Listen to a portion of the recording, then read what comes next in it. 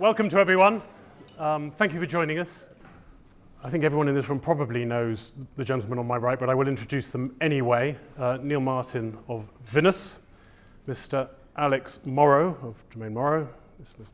business partner Mr. Jason Haynes, and Cyprien Arlaud, here to talk about the 22 vintage. And congratulations everyone on how quickly you clicked to be here. A few people are running late, but this thing was extremely sought after. And it's a sort of a reflection of the excitement over this vintage, which slightly catches us by surprise. We've been doing this for 17 years now, and we're all vintages, but this one seems particularly to have captured his imagination. The format tonight is four people on my right have chosen a wine each that they think reflects something of the quality of the vintage, and I will leave them to talk about their individual wines and why they chose them.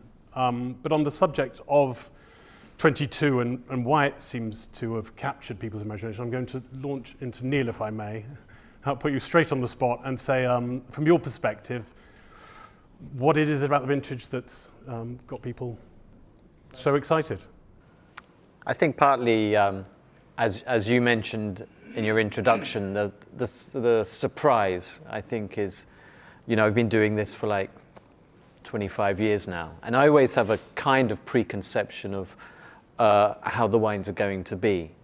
And I think, especially for 22, I was sort of thinking of that extremely hot summer we had and the wildfires that were in France. So in my head, I was kind of predicting another similar vintage to like the warm seasons, like 1920. And so I was expecting big, ripe, some say turbocharged sort of wines, not quite that, but like, the richer, higher alcohol, low acidity wines, more opulence. And I was totally wrong-footed. And, just from the first day, I was there for like 6 weeks, tasting every day, Saturday, Sunday. And like from the very first tasting, it was a sort of the freshness and the kind of the vibrancy of the wines, which I think, I have to say, you do tend to find it more when I'm tasting in Burgundy than here. It really comes through more there. And I think when the wines will be in bottle, you'll see it sort of come back a bit more, but especially for Pinot Noir. But that's sort of, it's not a return to classic Burgundy, but it's certainly sort of gone in that kind of, almost like a combination of the two. So it's like a kind of modern vintage, but without the high alcohol levels that we've sort of seen in recent years. And I definitely think that especially Pinot Noir is at its optimal when it's between that kind of 12.5 to the low 13s. That's where I like to drink my Pinot Noir. It's not that I dislike all the wines that are higher than that, but in order to kind of show the terroir, the sheer sort of drinkability and that kind of that elusive concept of pinoter, which I really like. That's what I look for. I want my Burgundy to shout. I want it to sing Pinot Noir. And I think that the 22 vintage does that, and it was something that, for whites and for the reds, that I completely wasn't expecting. So I had to sort of, I always treat it as a blank slate when I go to Burgundy. But by the time I left after 6 weeks, I had a completely different idea in my head and then wrote it down. And so I think it's a fantastic vintage. And in my career, one of the most pleasurable vintages I've certainly tasted in 25 years. Thank you, Neal. Okay. I've got a few questions from people they've given me in advance, and some of them which Neal's touched on, which we can go into more detail. Just to say, please interrupt at any point. Happy to have more discussion than a just speech at you. So just stick your hand up and we'll go. But we'll launch into the first wine, which I think is the pick of Mr. Alex Moreau, the Maltois. Over to you. Your thoughts on the Maltois and why you chose it, and your thoughts on the 22. So I wanted to show this terroir because I think it reflects a lot what I want to do. I always like to say what I'm looking for into the wine is a wine is made to be drunk and not only tasted. So it's always important for me to focus with a balance of the wine. And when you've got a vintage with some extreme weather, like Neal just said, it's always more challenging to get what you want to do. But now with the experience, because don't forget, we've got 22 now, but this sort of warm vintage starts since many years now, but we can say more and more since 2015, because we have 15, 17, 18, 19, 20, 22, and 23 again. So I think the target for me and for us will be to try to adapt our winemaking and decision to make sure we won't change our style, to make sure the style I want to make will stay in the bottle. So means picking dates is very, very important.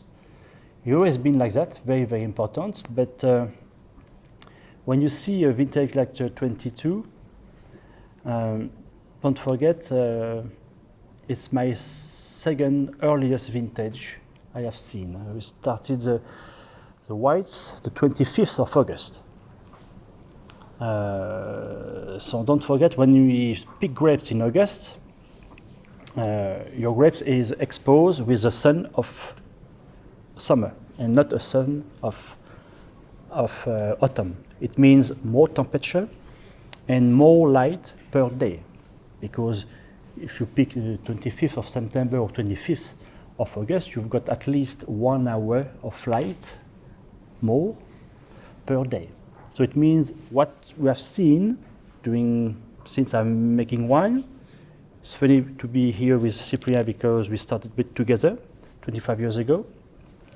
And what we have seen during the last 20 days, we thought we were okay, but now we have to adapt again our winemaking to make sure, again, our style stay like that. And because when you go close to your picking date, in the past, we knew we had about 1 week of the window to pick your grapes, and it will be done, with safe, safe risk. Now, if we want to do the same thing, we have to make sure everything will be done in few days. It means you need your team ready. You need to be your winery, your cellar ready to go, because if you miss this window, will become much more narrow and narrow. You will make a wine, but totally different of what I want to make. And 22 I'm very happy with the result of today, but I have to say, during harvest, I was quite anxious because the weather was very warm, and I thought, okay, we will test more the vintage before the terroir. And during the aging process, very fast we saw, okay, the fruit was clean, no botrytis, no disease, not overripe fruit, good balance with acidity. Everything was there to make a good vintage, but we never knew, when you've got this amount of sun and heat who come during a harvest with a high temperature, you know what you get, but you cannot guess, honestly, what will be the style of the vintage. I'm happy 15 months after with the result. And we have decided to show this terroir of Maltroit because I think Maltroit is a terroir central of Chassagne-Montrachet. And you can give, I can give you a good example of what can be done is this vintage, because Maltroit has got always this, I like to say that this character where we test this wine 2 times. The first part seems to have richness and volume into the wine, and with always a good fresh finish, which is a characteristic of this terroir of La Maltroit. And I think you've got it now. So this is not bottled yet. We are right in the aging process, and it will be bottled, I think, around this spring. I don't know yet. Voilà. Can I ask one point? We had a conversation earlier. We talked about the warmth of the vintage. I think when we all think of that, we picture the middle of summer and the sun shining. You brought out the point that the conditions in winter have become so important. Could I ask you to say a couple of points on that? Yes, because there is two things. There is the weather we've got during the summer, but in the other hand, we've got less and less cold, strong winter. And it's a very important point because it makes the vineyard start to grow a little bit earlier. It means we are much more exposed during end of spring or beginning of May with a frost potential. It's always been like that. End of May, end of April, beginning of May, always been, my dad said, it always been like that. But the problem is today, instead to have just the growing season start, we could have shoots of vine like that, and much more sensitive with the frost.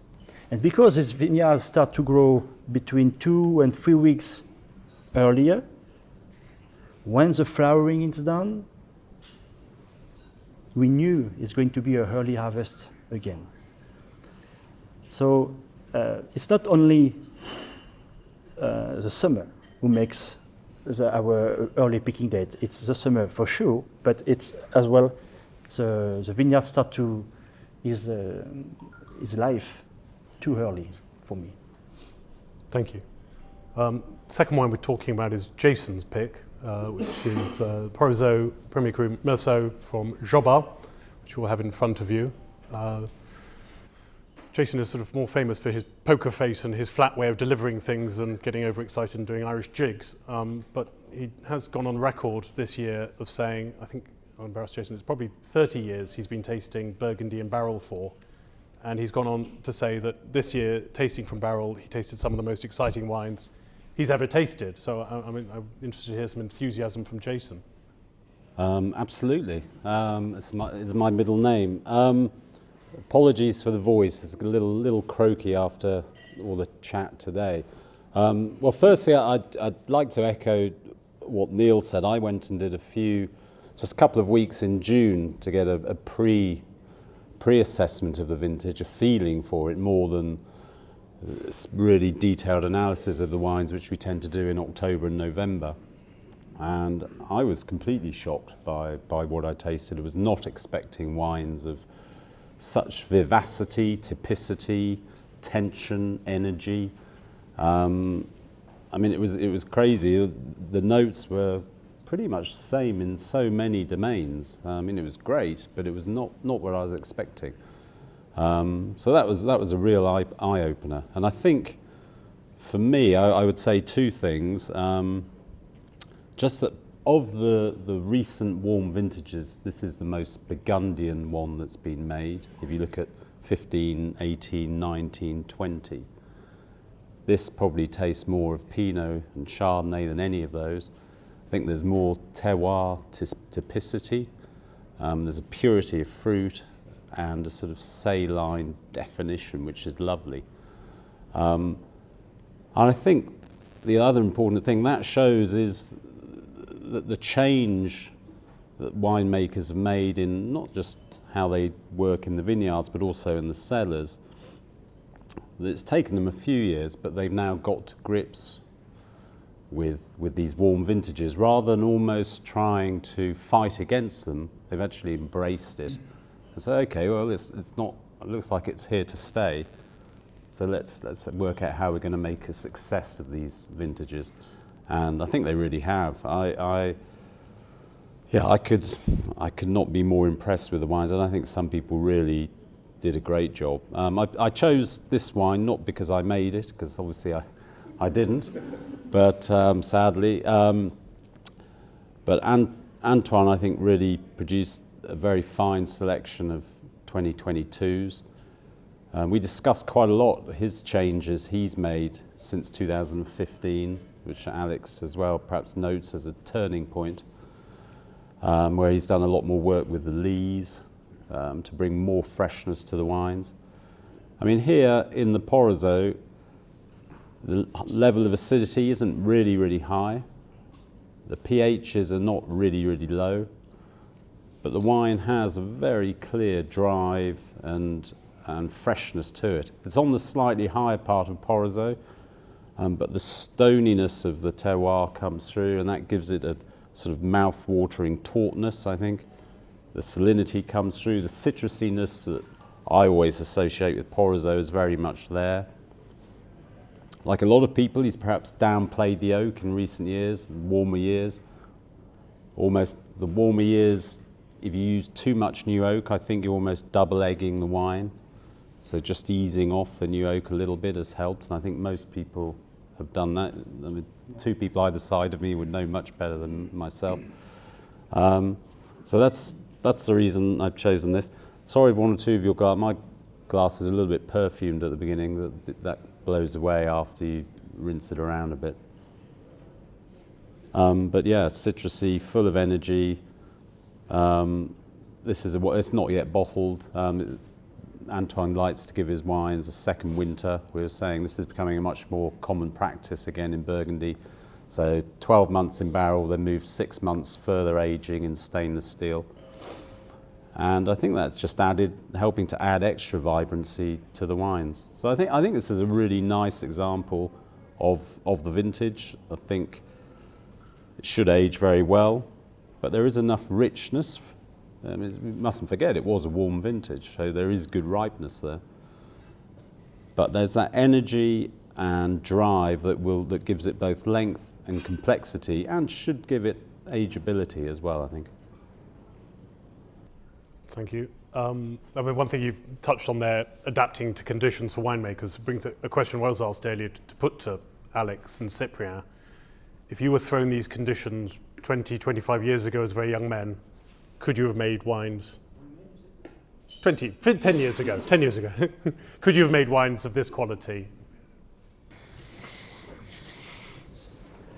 I think probably not,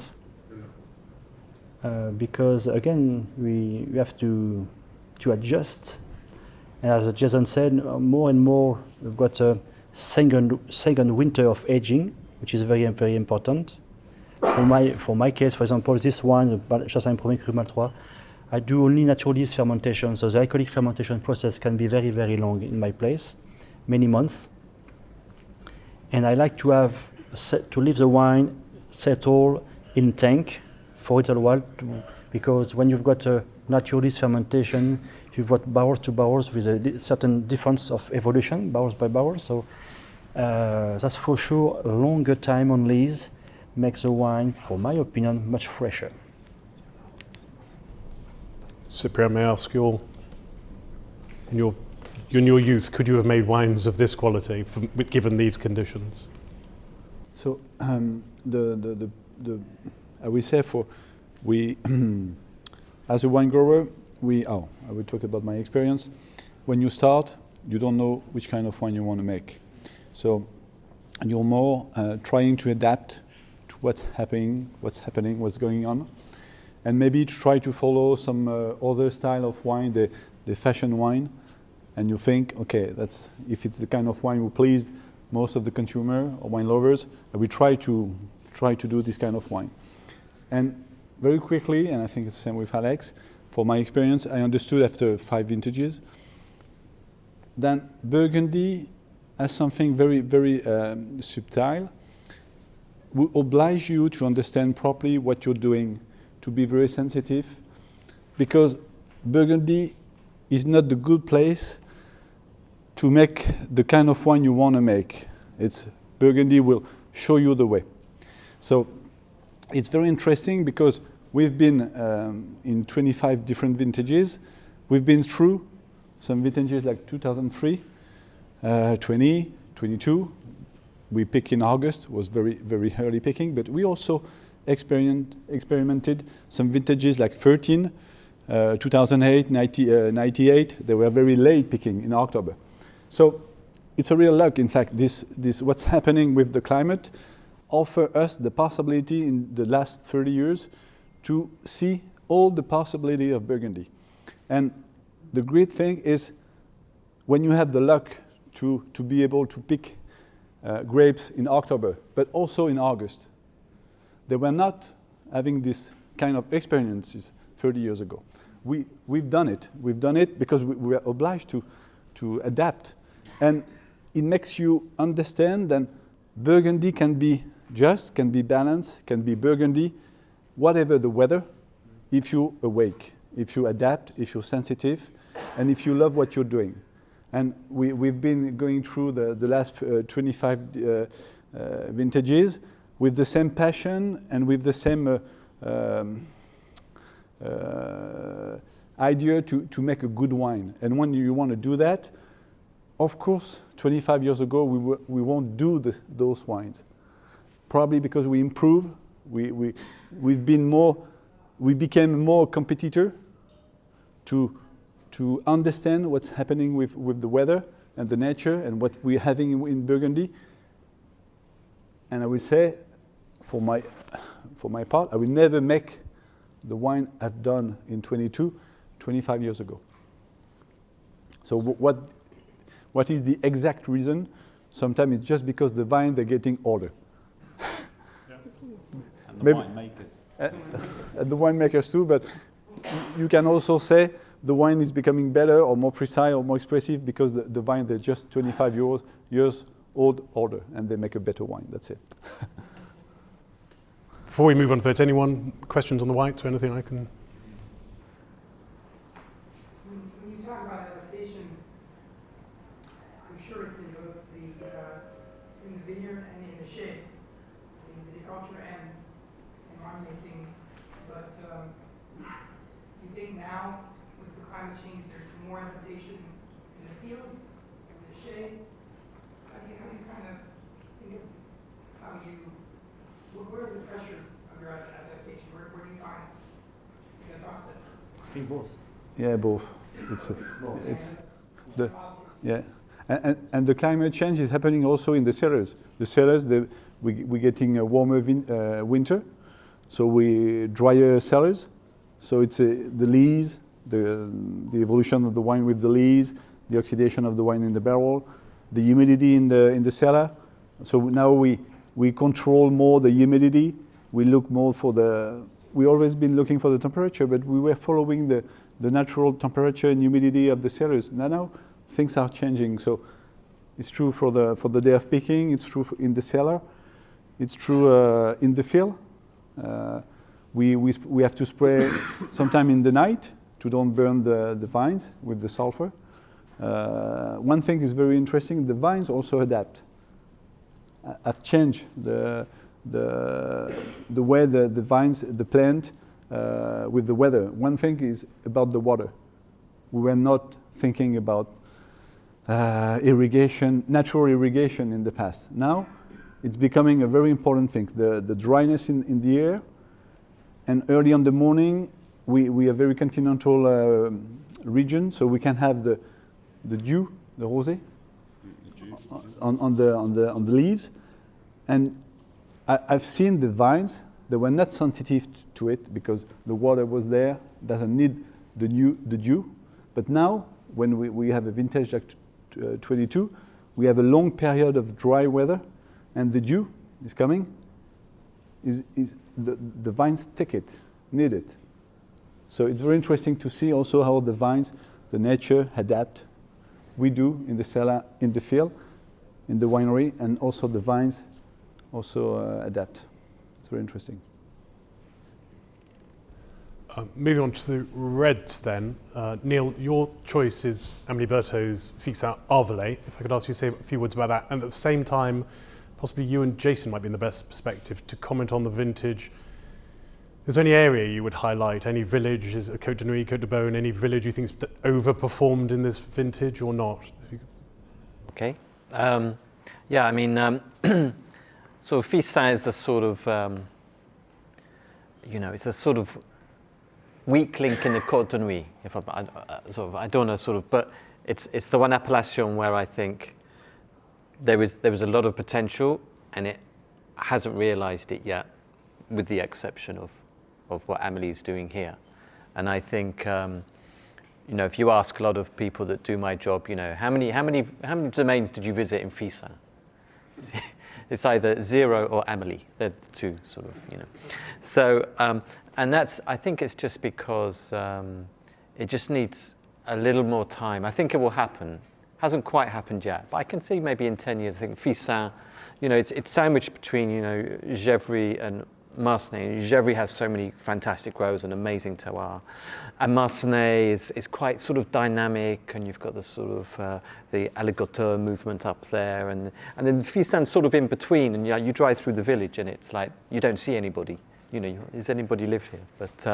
But when I first visited Amelie, I thought, oh, finally, there's a reason to go to Fissa, because you could obviously see that the quality was just a level above what everybody else is doing, and I still think it's a level above what everybody else is doing, and I do hope I don't have to say that in a few years' time. Yeah, I mean, Les Arvalets are sort of, you know, this does show the potential of Fissa. In a way, it's sort of like the style is sort of in between sort of Gevry and Marcenay, maybe a little bit more Marcenay than Gevry, I think. But Les Arvalets is sort of a great one, maybe with the best terroir in Fissa.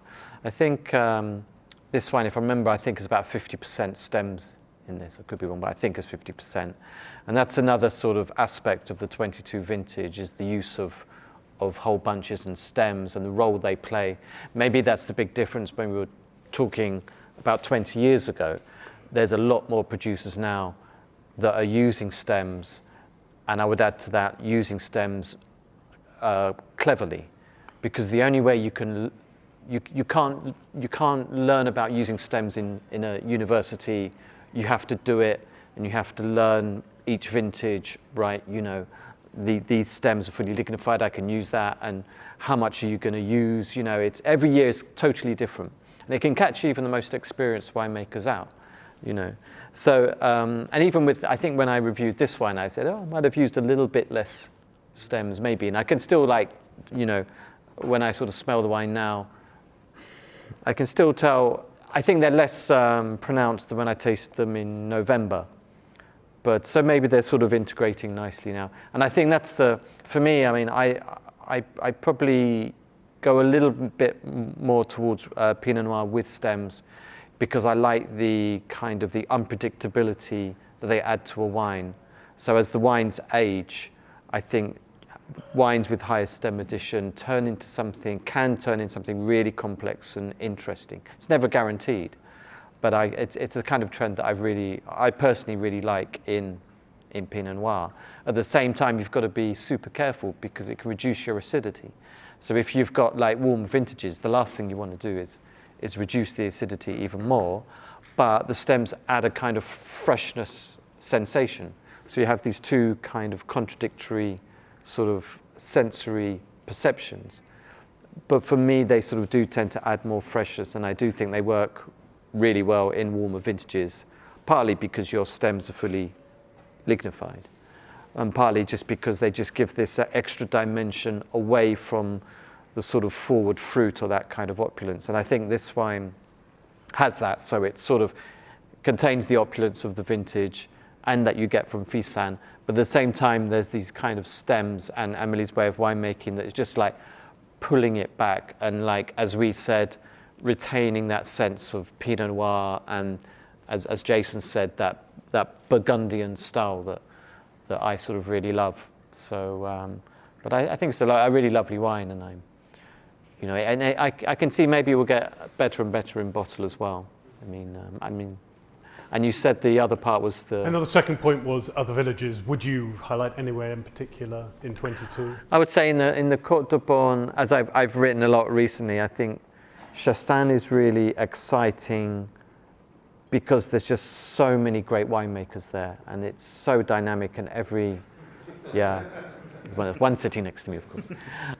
But it's like there's every year there's more people I sort of have to see, and there's a lot of young winemakers coming through, and there's a lot of, you know, interaction, and so it's a really exciting. You know, Chassagne was always sort of like if you can't afford Pellini, then you have a Chassagne.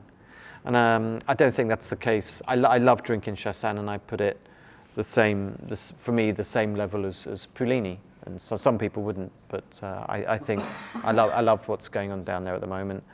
And I love Savigny-le-Bon. In fact, I'd say Savigny-le-Bon and Pernod-Vergelès as well. I think those two, again, a little bit, they were always the underdogs in the past, a little bit rustic wines. Savigny was always, well, you can't get the fruit completely ripe. You have to have a very, very hot vintage, and then you have a decent wine. Of course, global warming's played into its hands. And again, I think another thing that's changed in the last 4 or 5 years is more really good winemakers sort of coming through there now. And 22, I loved Savigny. And Pernod-Vergelès, that's like if I go to a restaurant and, I can't afford all these top wines, But I look at Pernod-Vergelès and there's some absolutely fantastic wines there. And I think those two kind of are really sort of coming through in 22 really nicely, and that's probably, and if I had lots of money, Gevrey-Chambertin, I think is... Is that, again, the producers there, or is that I think it's producers. I would say, I think in 22, if there is a little bit more inconsistency because of we haven't talked about it yet, but the unbelievable torrential downpours they had that kind of focused on Gevrey-Chambertin in particular. I mean, I think I used the word biblical in my report, and that wasn't an exaggeration. I mean, they'd never seen, they had so much, people said they had so much rain that the weather, the weather measurements couldn't record how much rain was falling because it was, they'd just never seen it before. So I think that's led to a little bit more inconsistency in Gevrey than other places, but it's always a strong appellation. Jason, would you add anything to that? I would add, and Pernod, I agree, but I would say both whites and reds. I think Pernod, some of the Pernod whites, some of the mini Corton Charlemagnes, if you like, they're out there. The Premier Cru Pernod whites are delicious. And then I think, extending on what Neal said there, those appellations that in the past have just struggled to get fully it's quite hard to say, phenolically ripe, in cooler vintages have really flourished in 22. So there's some wonderful Pommars, that's for sure. Nuits, some parts of Nuits, perhaps more on the southern side than the Vaune side, I think has done especially well. Clos Vougeot is probably as aromatic a set of wines as you'll ever taste, I think, in 22. And if we want a smaller appellation, Aucy-Duresse. I think the reds have they've got ripe, and the whites, I think it's almost, I'm describing it as the new Meursault. When I used to go and visit a couple of people in OC, you'd leave Meursault in the mornings, and the temperature would drop by about 5 degrees within a mile. It was extraordinary. There really is a microclimate there. Now, that's exactly where you want to be in these warm climates. So it retains that freshness that it always had, but it's just got a little bit more richness on the mid-palate.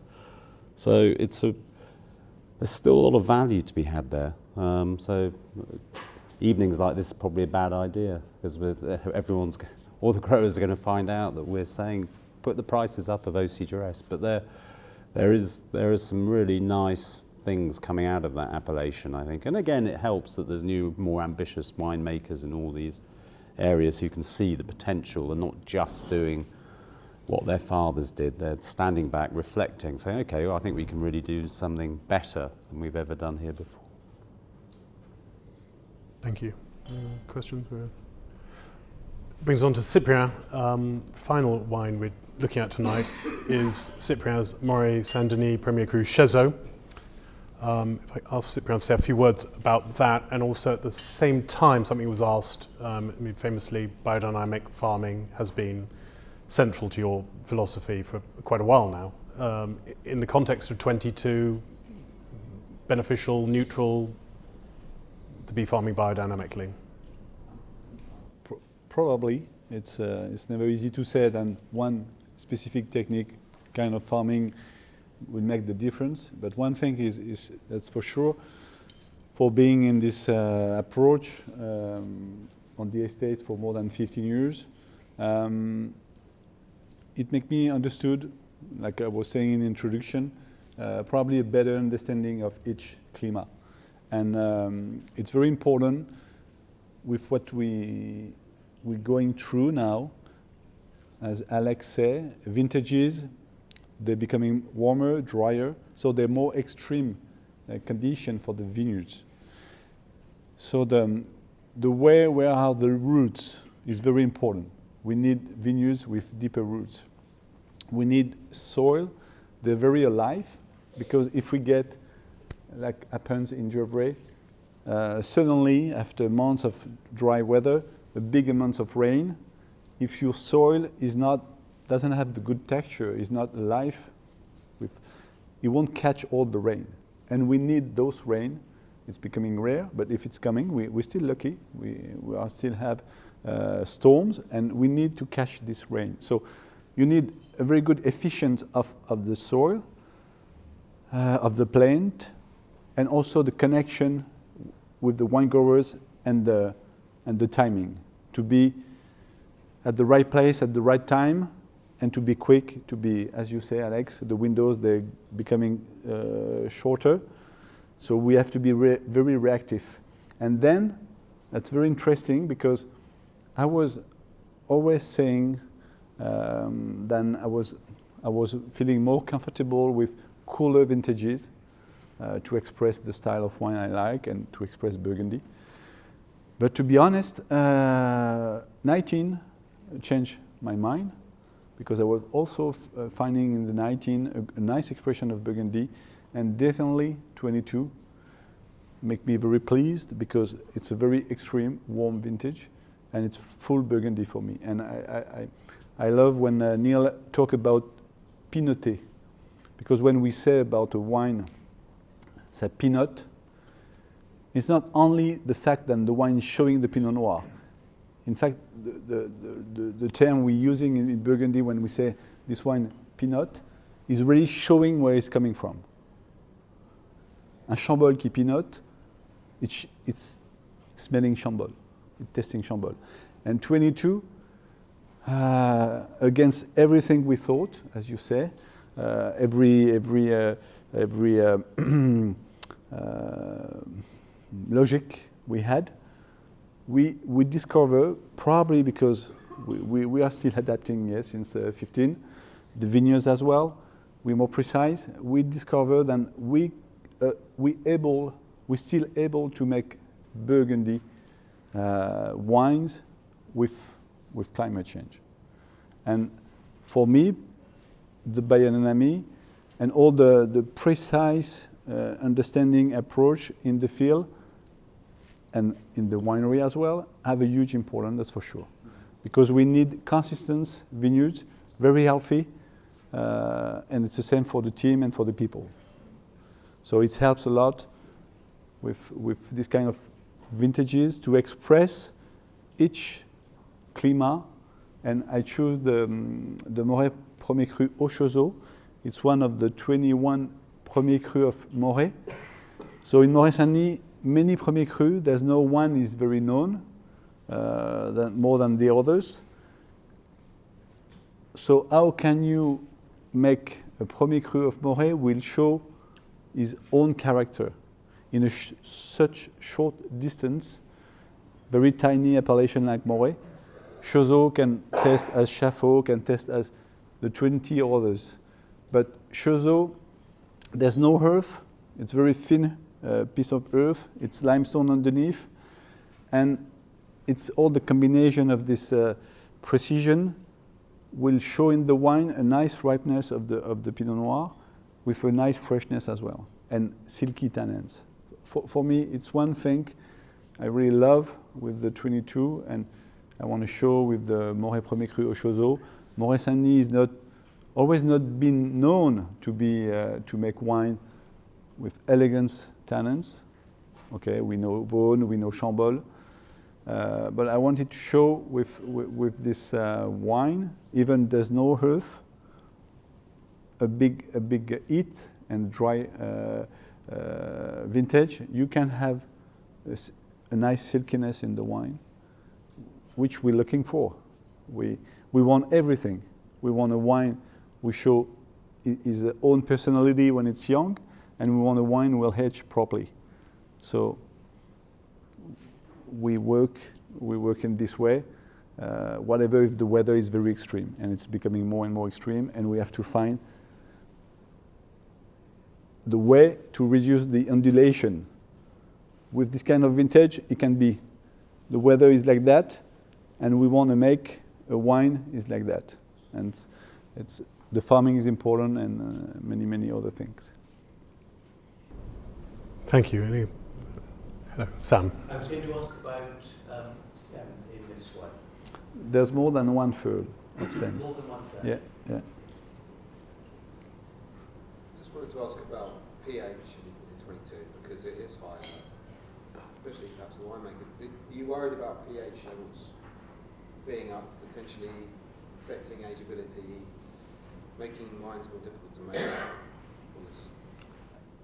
I will answer first. I will let you answer for the white. Is a very good question, but for the red, we learn the same time at the wine college, and we were learning about the importance of the pH. It's an important thing, but the taste is very important. So we can see now some wines with higher pH, but will show more freshness.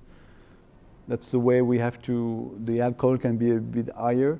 So there's other way to manage to show the wine also bright and fresh.